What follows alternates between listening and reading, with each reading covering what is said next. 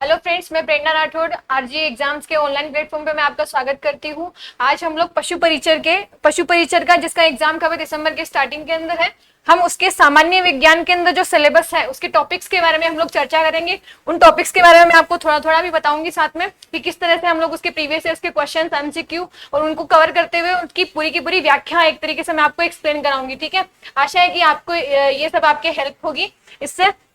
पहला टॉपिक है इसके अंदर भौतिक एवं रासायनिक परिवर्तन। कुछ केमिकल रिएक्शंस होती है, उसके अंदर क्या होता है, कुछ परिवर्तन होते हैं जो भौतिक होते हैं, कुछ परिवर्तन होते हैं रासायनिक होता है। तो मैं आपको क्या करूंगी, एमसीक्यू क्वेश्चंस बताऊंगी, उसके थ्रू मैं आपको इस पूरे के पूरे टॉपिक्स को एक्सप्लेन करके बताऊंगी। आशा करती हूँ उससे कोई भी क्वेश्चंस बाहर नहीं जाएगा।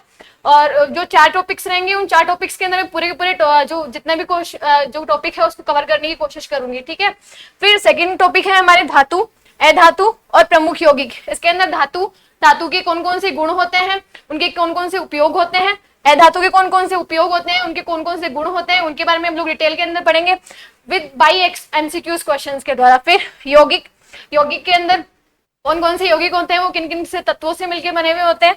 फिर उसके बाद में हम लोग पढ़ेंगे प्रकाश का परावर्तन और नियम।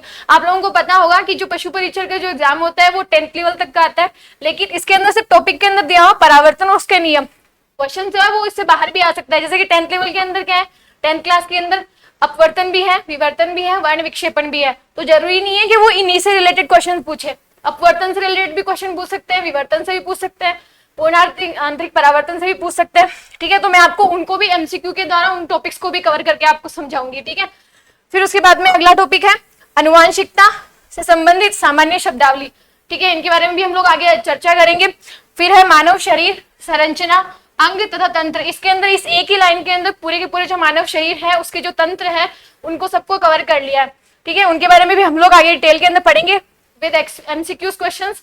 ठीक है, आगे नेक्स्ट टॉपिक्स है प्रमुख मानव रोग कारक और निदान। मानव रोग कौन कौन से होते हैं, प्रोटोजोआ से कौन से होते हैं, वायरस से कौन कौन से रोग होते हैं, उनके बारे में हम लोग डिटेल के अंदर पढ़ेंगे।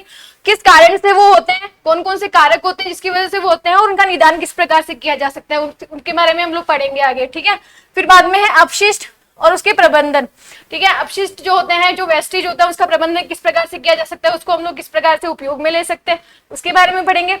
आशा करती हूँ ये सब आपके आगे हेल्प होगी और मैं आशा करती हूँ कि आगे आप मेरी क्लासेस देखेंगे रेगुलरली, मेरी क्लासेस जब आएगी। Thank you so much.